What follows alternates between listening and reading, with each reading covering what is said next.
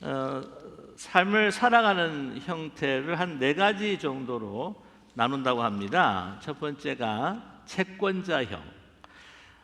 그 형은 나는 모든 사람에게 당연히 받을 권리가 있다라고 이렇게 생각하는 사람이래요. 특별히 이제 부모와 자녀의 관계에 있어서 부모가 자녀에게 해주는 거 그거 당연한 거다. 아니 낳았으니까 먹여주고 공부시켜주고 이렇게 양육해주는 건, 아니 그리고 난 다음에 또 유산도 물려주는 거 그거 당연한 거다. 아니 부모가 이 기를 실력도 얻으면서 왜 나를 낳았느냐, 나는 불평할 권리가 있다. 이거 막다지를 아주 막대 먹은 사람들이 있다는 거죠. 모든 삶의 태도에도 그렇습니다. 내가 당연히 받아야 한다는 거죠. 이런 마음가짐, 사실 살아가면서 뭐가 그렇게 다 고맙고 감사하겠습니까? 내가 당연히 받아야 하는 건데 내게 인생의 불만과 불평으로 그냥 살아가는 거예요. 이런 걸 가지고 이제 물에 빠진 사람을 살려주니까 내 보따리 내놔라 뿐만이 아니라, 아니 죽으려고 하는데 왜 살리냐, 살아갈 수 있도록 네 보따리도 달라, 그러는 형이라고 하는 거죠. 결국은 불행한 인생일 수밖에 없습니다. 둘째는요, 독립형. 내가 누구로부터 뭐 받을 것도 없고 줄 것도 없다. 너는 너고 나는 나다. 어느 누구에도 신세지고 싶지 않고 어느 누구에도 그냥 도움을 줄 필요가 없고 그냥 각자 도생하자. 스스로 알아서 살아야지. 삶이 투쟁이고 쟁취고 개척해서 일구어 나가는 거다. 그냥 나만 잘 되고 나만 행복하면 됐지 내가 무슨 다른 사람들을 이렇게 상관하면서 살 필요가 있느냐. 뭐 사실 아주 만만하고 담대하게 살아가는 것 같지만 굉장히 이기적이고 교만한 사람이죠. 사회성이 너무 떨어져서 결국에는 자신이 고립되고 정말 깊은 심히 외로워질 수밖에 없는 형입니다. 세 번째는 윤리형이라고 하죠. 도덕과 윤리가 아주 강한 사람입니다. 그래서 인간으로 도덕적으로 최선을 다해서 살아야지, 그리고 많은 사람들을 이롭게 해야 된다고 하는 도덕적인 그 책임감과 의무감으로 살아갑니다. 내가 도와야 할 사람이 많다 하며 생각하면서 이제 열심히 살아가죠. 그런데 항상 나는 돕는 자로 있어야 합니다. 그리고 사회가 어두운 것은요, 자기를 제외한 모든 사람이 정말 똑바르게 살지 않고 윤리적으로 도덕적으로 살지 않는 잘못된 까닭으로 이렇게 세상이 어둡다는 겁니다. 그래서 의식적으로 무의식적으로 항상 남을 이렇게 판단하고 또한 그 내심에는 도덕적 향락을 또한 만끽을 하는 거죠. 뭐 예를 들자면 이런 것일 수 있습니다. 이 가정, 어떤 공동체, 너희들이 누구 때문에 사는 줄 아니? 내 덕 때문에, 내가 내 덕분에 사는 거야 라고 하는 그런 식이죠. 그런 사람들 보면 밥맛이 없을 때가 있습니다. 네 번째는 채무자형입니다. 나는 모든 사람으로부터 빚을 지고 살아가는 사람이다. 부모, 형제, 주위 사람들에게 나는 빚을 졌다. 특별히 하나님께 많은 빚을 지고 있다. 말할 수 없는. 그리고 하나님이 이 많은 사람들을 통해서 나에게 정말 갚을 수 없는 많은 사랑을 나에게 주셨고 나는 그 빚을 갚을 길이 없다. 내 것은 없고 많은 것들을 남으로부터 받았고 특히 모든 것들은 다 하나님께로부터 왔다. 그러기에 이미 받은 것을 갚기에도 이 일생이 부족하다. 하나님의 받은 그 은혜를 그냥 갚아도 나는 갚을 길이 없는 사람이다 라고 하는 생각하는 사람입니다. 그런 사람들은 항상 늘 감사가 넘치죠. 뿐만 아니라 내가 어떻게 하면 이것을 갚을 수가 있지? 내가 이것을 어떻게 하면 갚을 수가 있지? 그 감사함으로, 그 감격으로 또한 선행을 하며 또 살아가게 됩니다. 오늘 이 네 가지 중에서 저와 여러분은 어떤 형이라고 생각하세요? 어떤 형일까요? 목사님 그냥 저는 왔다 갔다 해요. 그러실 것 같습니다. 저도 사실 보면요 왔다 갔다 하는 것 같아요. 근데 오늘 이 네 가지 중에 채무자형에 가깝게 살아가는 사람을 이 두 사람을 우리는 만날 수가 있습니다. 그 사람은 다름 아니라 다윗과 바로 무비보셋이라고 하는 사람이죠. 오늘 말씀에 표면적으로 보게 되게 되면은 사실 다윗은 은총을 베푸는 사람이고 무비보셋은 은총을 받는 빚진 자처럼 우리는 보이게 됩니다. 그러나 결코 그렇지 않습니다. 다윗은요, 진정 하나님 앞에 얼마나 많은 빚을 진 사람인지 모릅니다. 그 은총과 그 은혜는 말할 나위가 없습니다. 오늘 말씀이 사무엘 9장에 기록되어 있는데 좀 더 거슬러 올라가 보게 되면 이제 5장에 드디어 이 다윗이 이 유대의 왕국의 왕으로 이제 등극이 됩니다. 많은 고생과 고초가 있었죠. 정말 죽을 뻔한 그 경우가 한두 번이 아니었습니다만, 그러나 하나님의 은혜로 다윗은 왕이 되었습니다. 뿐만 아니라 6장에 보게 되면요, 멀리 있었던 그 하나님의 임재를 나타내는 법궤가 이제 예루살렘으로 들어오게 됩니다. 얼마나 기뻤는지, 그냥 이 옷걸이가 다 풀어지는 것도 모르고 춤을 추듯 그 기쁨을 바로 나타내지 않았습니까? 뿐만 아니라 7장 사무엘하 7장 13절에는요, 그는 내 이름을 위하여 집을 건축할 것이요 나는 그의 나라 왕위를 영원히 견고하게 하리라 라고 하는 하나님의 축복을 나단 선지자를 통해서 선포하셨습니다. 얼마나 큰 축복입니까? 그리고 그 다음에 8장을 보게 되면 다윗의 왕국은요, 정말 승승장구합니다. 번성하고 번영합니다. 다윗은 하나님의 은총을 넘치도록 받은 사람이죠. 그런데 오늘 본문 9장에 보게 되면 그렇게 넘치는 하나님의 은총을 받은 사람이 이제는 그 은총을 베푸는 그 사건이 나타납니다. 오늘 9장에 보게 되면 은총이라고 하는 말 3번이나 반복이 됩니다. 1절과 3절과 7절에서 반복이 되는데, 이 은총이라는 히브리 그 원어는요, 헤세드라고 하는 단어입니다. 이 단어는 인자, 언약적 사랑, 그리고 하나님께서 약속하신 그 은혜로 베풀어 주시는 축복, 그것을 이제 헤세드라고 그렇게 히브리 언어는 그렇게 표기하고 있습니다. 네, 이 헤세드라고 하는 그 단어가요, 여러 가지로도 해석이 될 수가 있고 번역이 됩니다. 하나님의 인자하심, 하나님의 신실하심, 하나님의 은혜. 근데 오늘은 이 단어가 은총으로 한국어로 해석이 되고 있습니다. 그런데 오늘 이 헤세드는요, 하나님께서 우리를 축복하여 주실 때 이것이 은총이지만, 우리가 그 하나님의 축복을 나눌 때에 그것이 은총이라기보다는 바로 친절이라고 말해야 할 것입니다. 그래서 오늘 거의 모든 성경, 제가 성경 있는 대로 다 찾아봤는데요, 오늘 이 헤세드, 은총이라고 하는 단어를 영어로 뭐라고 번역을 했냐면 kindness로 번역을 하고 있습니다. 한마디로 친절이라고 하는 것이죠. 이 하나님과의 우리와의 그 관계에서 받은 그 은총, 그것을 이제 수직적인 하나님의 그 은총, 그러나 이 은총을 수평적인 우리 인간과 인간을 나눌 때는 이것이 친절로 나타난다고 하는 것이죠. 그래서 kindness가 더 맞는 것이라고 저는 생각합니다.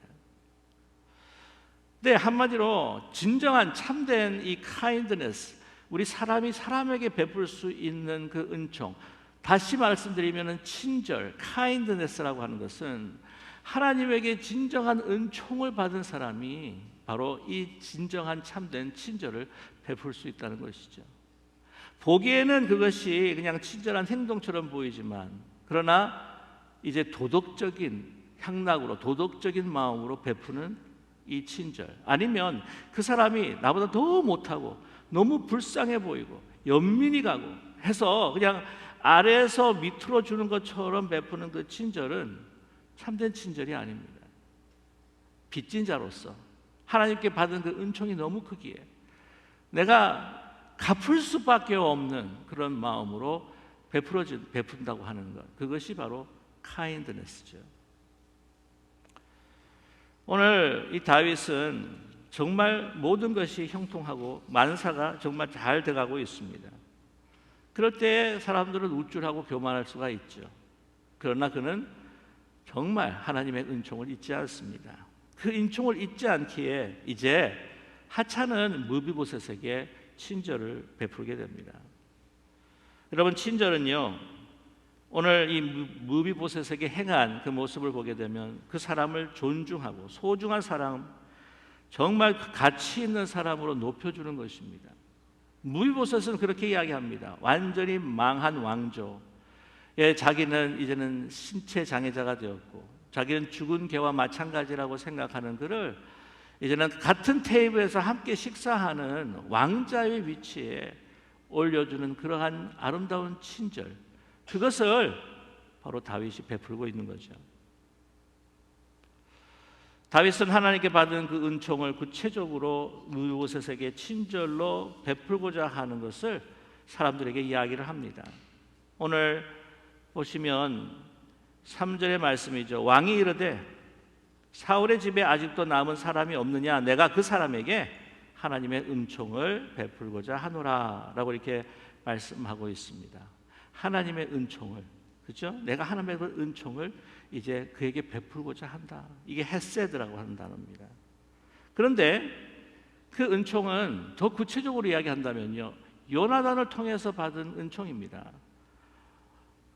오늘 1절의 상반절에서 보면 다윗이 이르되 사울의 집에 아직도 남은 사람이 있느냐, 내가 요나단으로 말미암아 그 사람에게 헤세드, 은총을 베풀리라 하니라, 카인데스를 베풀리라 하니라 라고 말씀합니다. 말하자면 요나단에게 받은 은총이 있습니다. 요나단에 받은 그 친절이 있는 거예요. 사실 요나단 때문에 저는 목숨을 구한 적이 한두 번이 아닙니다. 너무나 잘 아시겠지만 이 요나단이 그 사울의 손에서 죽을 수 있는 그 다윗을 숨겨줍니다. 피하게 합니다. 그곳을 인해서 그 사울의 진노를 얻게 되죠. 그러나 아버지를 배반하는 데 있다 할지라도 자기가 사랑하는 친구, 그리고 하나님이 선택한 이 다윗을 버릴 수가 없었습니다. 그래서 이 다윗은 이 요나단과 친구가 되어서 이 요나단의 은총, 요나단의 그 카인드네스, 요나단의 그 친절을 받으며 그가 생명을 부지할 수 있었고 또 왕의 자리에 오를 수 있었다고 하는 것이죠. 이 요나단의 그 친절이라고 하는 것, 여러분 참 얼마나 아름답고 훌륭한지 모릅니다. 아시겠지만 이 골리앗과 그 싸움을 마치고 이제 승리하고 돌아왔을 때에 그를 바라보면서 정말 그를 사랑하게 됩니다. 뭐냐면 하나님께서 선택하시고 하나님께서 기름 부은 종이라고 하는 것을 그가 한눈에 알았기 때문이죠. 잘 보면은요, 그가요 왕자의 위치에 있었습니다. 비록 골리앗과 싸움에서 승리한 승리자이지만 그런 하찮은 하나의 목동이었습니다. 그 목동이 이제 오면서 그와 마주쳤을 때에 벌써 신분의 차이가 많고요, 또한 나이의 차이도 있습니다. 우리 한국 사회 같은 경우에는 사실 나이가 얼마나 중요합니까? 뭔가 이야기하다가 뭐가 좀 말이 안 통하고 자기가 질 것 같으면 넌 나이 몇 살이냐? 하고 이렇게 묻지 않아요, 그죠? 민증 까? 뭐 이렇게 이야기할 정도인데 나이가 많은 편이에요. 그리고 왕자입니다. 신분이나 연배나 모든 환경이나 너무나도 더 우수한 자리에 있었던 그러한 요나단입니다. 그럼에도 불구하고 그 승리를 함께 정말 기뻐해 줍니다.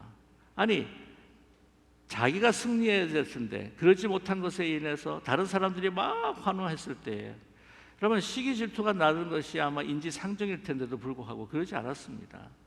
그를 맞이하자마자 어떻게 했습니까? 자기가 벗은 겉옷을 벗어줍니다.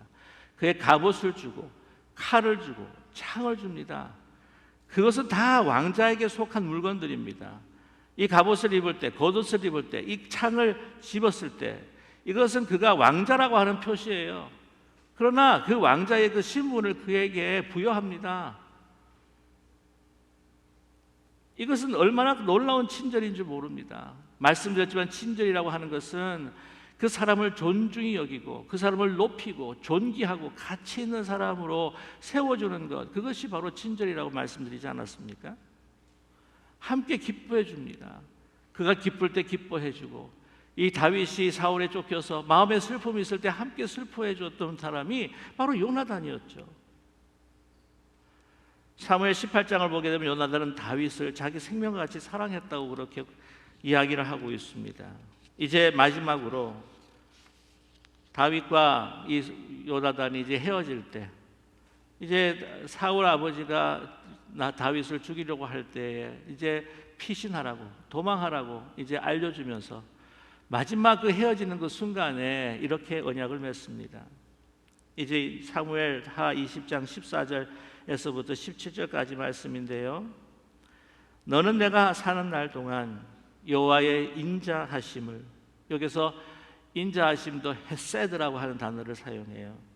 내게 베풀어서 나를 죽지 않게 할 뿐 아니라 여호와께서 너 다윗의 대적을 지면에서 다 끊어버리신 때에도 너는 내 인자함을 내 집에서 영원히 끊어버리지 말라 하고, 이에 요나단이 다윗의 집과 언약하기를 여호와께서는 다윗의 대적을 치실지어다 하니라.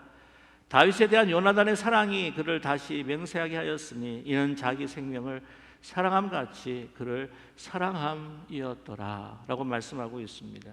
아니, 여호와께서 너의 다윗의 대적을 지면에서 다 끊어버리신 때, 이게 무슨 말씀입니까? 이 원수는 바로 사울이 또 원수였습니다. 자기 아버지가 하나님 앞에 심판을 받는다고 할지라도 여러분, 그렇게 함께 기뻐해주고 함께 슬퍼해줬던 그 가운데에 중요한 그 유의가 뭐였냐면, 그들은 주 안에서, 하나님 안에서, 그래서 요나단은 아버지를 선택한 것이 아니라 바로 먼저 하나님을 선택했기 때문에 이 다윗을 선택하고 그와 함께 웃고 울어줄 수 있는 그런 관계가 되었던 거죠. 그리고 그에게 부탁합니다. 너는 내 인자함을, 당신의 다윗, 너의 헤세드, 너의 인자함, 너의 친절함을 내 집에서 영원히 끊어버리지 말라. 그 언약을 기억하고 있는 거예요. 그래서 무비보셋이 찾아온 것이 아닙니다. 무비보셋을 찾았습니다. 시바라고 하는 그 종을 수소문을 해서 알게 되고, 그 시바를 통해서 이제 무비보셋을 불러서 만나게 되는 장면을 우리는 오늘 본문을 통해서 보았습니다. 얼마나 두려웠겠습니까? 무비보셋이 불렀다고 했을 때 나는 꼼짝없이 죽었구나 생각했지 않았겠습니까? 왜냐하면 고대 근동 사회에서는요, 이제 그 몰락한 왕조들, 그리고 새 왕조가 건설이 됐을 때 그 새 왕조는 그 몰락한 왕조의 그 가족들을 다 몰살시켜 버립니다. 우리 조선시대도 마찬가지였죠. 심지어 반역하는 그 권속들은요 3대를 멸했던 그런 기록이 있지 않습니까? 근데 결코 무비보셋을 그의 사울의 손자로 원수의 손자로 보지 않습니다. 요나단의 아들로 보는 것이죠. 그래서 요나단을 위하여 인자를 베풉니다. 친절을 베푸는 것이죠. 무비보셋이 그 앞에 나와 감격합니다. 죽은 개 같은 저와 같은 사람에게 그 은총을 베풀어 주십니까? 근데 여러분, 정말 죽은 개와 같은 그 너무나 하찮고 비참하고 너무 하찮은 그러한 자신을 이렇게 왕자 대접하며 같은 가족으로서 같이 식사하는 이 위치로 나를 올려주십니까? 이거 엄청난 친절이죠. 사실 다윗도 그의 과거를 보게 되면 참 미천한 사람이었습니다. 한낱 목동이었어요. 당시 유대 사회에서 가장 천한 직업 중에 하나가 바로 목동이었습니다. 목자였습니다. 그러나 그가 기름 부음을 받고 정말 파란 우여곡절들을 그냥 아주 파란만장한 우여곡절을 다 겪은 후에 정말 죽을 고비를 넘기면서 하나님의 은혜로 왕이 되었던 그 모든 것을 보게 되면 정말 하찮은 나를 하나님께서 이 왕으로 세워주셨다고 하는 그 은총을 다윗은 잊을 수가 없는 것이죠. 은총을 받은 자가 바로 베푸는 친절을 통해서 한 사람이 무비보셋이 살아나는 것을 우리는 발견하게 됩니다. 그것이 친절입니다. 근데 너무나 소중한 사실은요, 그 무비보셋을 돌봐주었던 그 사울의 종이 있습니다. 그가 누구냐면은 그 오늘 함께 했었던 그 사람 가운데서 오늘 이야기를 하죠. 그가 어디에 있느냐라고 물었을 때에 사울의 집에는 종 한 사람이 있으니 그 시바라라고 이렇게 이야기를 하면서 어디에 살았는가 말해주고 있습니다. 오늘 4절의 말씀에 왕이 그에게 말하되 그가 어디에 있느냐 하니 시바가 왕께 아뢰되 로드발 암미엘의 아들 마길의 집에 있나이다 하니라 말씀합니다. 로드발 암미엘의 아들 마길의 집에 무비보셋이 살았던 것이죠. 이 마길이라고 하는 사람은 이 사울의 아주 가까운 사람이었습니다. 충신이라고 이야기할 수도 있고요. 거의 가족과 같은 사람이라고 이야기할 수가 있습니다. 근데 나중에 이 다윗이 압살롬에 의해서 이제 쫓기는 신세가 됩니다. 도망하는데 이 도망하는 이 다윗 왕을 그 가는 길에 힘들고 어려울까 봐 음식과 또한 그 잠자리와 필요한 모든 것들을 공급해 주는 사람들이 찾아옵니다. 그 중에 한 사람이 바로 마길입니다. 이 마길은요, 다윗이 이 무비보셋에게 은총을 베푸는, 이 친절을 베푸는 그 행동을 보면서 바로 감동을 받는 거예요. 그 감동을 받으면서 나중에 후에 생각을 해보시고 다윗 왕이 뭐가 필요하겠는가, 무슨 도움이 필요하겠는가 생각하지만 나중에 그가 정말 도움이 필요했을 때, 도망자로 나갈 때 마길이 이 다윗을 맞이하여서 필요한 것을 공급하는 친절을 베풀게 됩니다. 다윗의 친절이 다시 그에게 돌아오는 아름다운 열매가 맺어진다고 하는 것이죠. 여러분, 이렇게 사람을 존중하게, 존귀하게, 바로 가치 있게 높여주는 이 친절이라고 하는 것은 너무나 깊은 사랑의 아름다운 관계를 맺어가는 열매로 나타납니다. 끝으로 제가 한 이야기를 들려드리고 말씀을 마치고자 합니다. 사우스캐롤라이나의 그리어 제1침례교회, 거기에 담임 목사님이 되시고 노르드런 배프티스트 티올로지컬 세미너리의 개건 교수가 되시는 리처드 이젤이라고 하는 목사님이 계십니다. 그런데 그 목사님이 그 아버님에 대한 그 증언을 할 때가 있으셨습니다. 그 이젤 목사님의 아버님이 본래 이 구두방을 운영을 하셨습니다. 그래서 좋은 구두를 또한 수입을 해서 팔고자 해서 이제 여러 곳을 이제 출장을 다니셨던 거죠. 그래서 몇 주씩 출장을 다니면서 이곳에 좋은 구두를 다 모아가지고 사들여서 이제 팔곤 하셨습니다. 출장을 가실 때마다 한 사람씩 이렇게 동행을 했는데 자녀들 중에 한 사람을 이렇게 동행해서 가든지 아니면 그 가게 구두방의 점원이었던 윌리라고 하는 그 아프리칸 아메리칸, 그러니까 흑인 점원을 다리고 되셨답니다. 근데 한 번은 밤이 늦어서 한 모텔에 도착을 했던 거죠. 들어가니까 방이 싱글 베드로 되어 있는 그 방 2개가 딱 남았다는 거예요. 그래서 그 2방을 다 주십시오라고 했더니 거기 지키고 있는 그 모텔의 그 클럭이 하는 이야기가 당신한테는 방을 줄 수 있지만 그 흑인 점원을 향해서 손가락을 가르치면서 저 친구에게는 제가 방을 줄 수가 없습니다 라고 그렇게 이야기했답니다. 당시가 그 흑백 갈등, 인종차별이 아주 심했던 그 시대였다는 것이죠. 그래서 아버지가 그랬다고 합니다. 이 친구가 방을 가질 수 없다면 나도 방에 들어가지 않겠습니다. 그래서 그 모텔 오피스에서 탁 나와버리고 만 거예요. 그랬더니 이 흑인 점원 윌리가 이 아버님에게 그렇게 이야기했답니다. 사장님, 그러지 마시고 저는 이 밴에서 차에서 자도 되니까 그 방에서 편안하게 주무십시오. 그렇게 이야기를 했는데 나는 그들이 방에 줄 수 없다면 나도 방에 들어갈 수 없어. 왜 그러십니까, 사장님? 괜찮습니다. 아니야, 너는 내 가족 같은 사람이기 때문에 내가 그 방에 들어갈 수가 없어. 그런데 이 이야기를 그 이스라엘 목사님의 아버님이 이제 소천하시면서 장례식 때 그 윌리라고 하는 그 점원이 그 아들 되는 목사님에게 이야기를 해주셨다고 합니다. 그러면서 뭐라고 이야기하냐면 아버님이 하신 그 한마디 말씀으로 인해서 내 인생이 완전히 바뀌어버리고 말았습니다. 저는 항상 생각할 때에 나는 세컨드 시티즌, 나는 2등 국민, 2등 시민, 2등 세컨드 클래스 퍼슨, 그냥 세컨드 레이트, 차별받을 수밖에 없는 그냥 하찮은 사람으로 생각을 했는데 저는 그 아버님 말씀으로 인해서 전 새롭게 나는 새로운 존재로 저는 태어났습니다. 아버님께서 나에게 말씀하셨습니다. 너는 내 식구와 같은 사람이야. 내 가족과 같은 사람이야.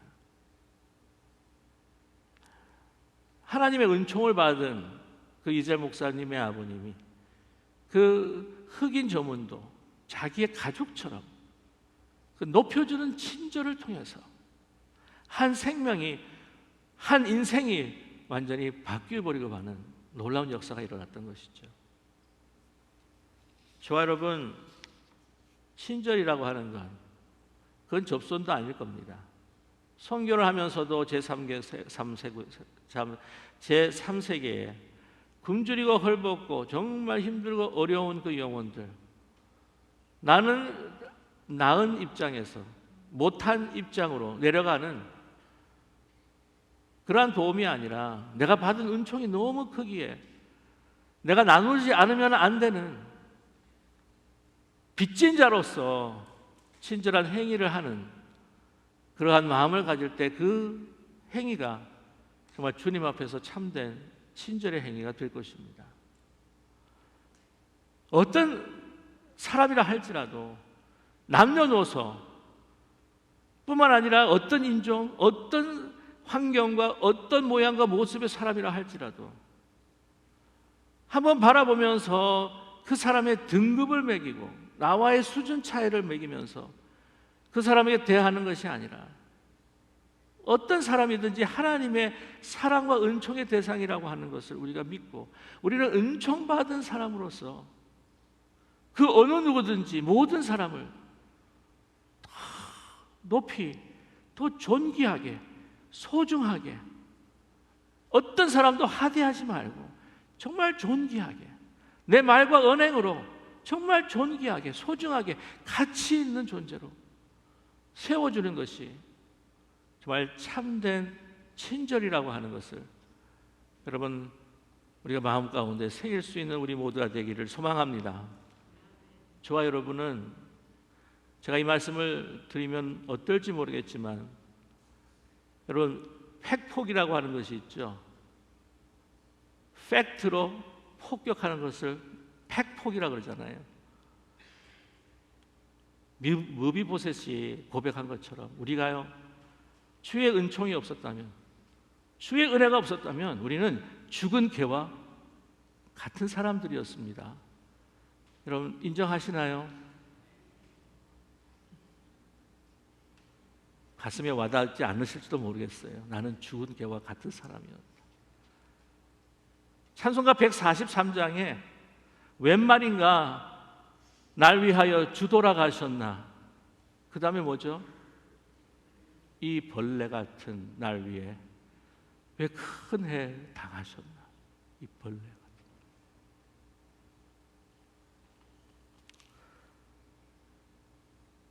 이러한 사실을 우리가 분명히 믿고 하나님께 받은 그 은총으로 하나님의 자녀가 되었다고 한다면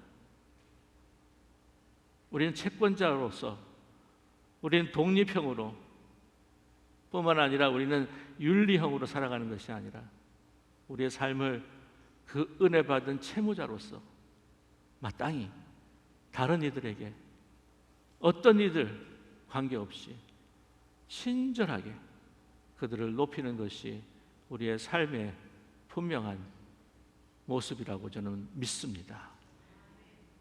그러한 2024년도 정말 친절한 하나님의 백성, 하나님의 자녀가 되어가는 우리 기쁜 우리 교회 믿음의 가족들이 되시기를 주님의 이름으로 간절히 축원합니다. 기도하겠습니다.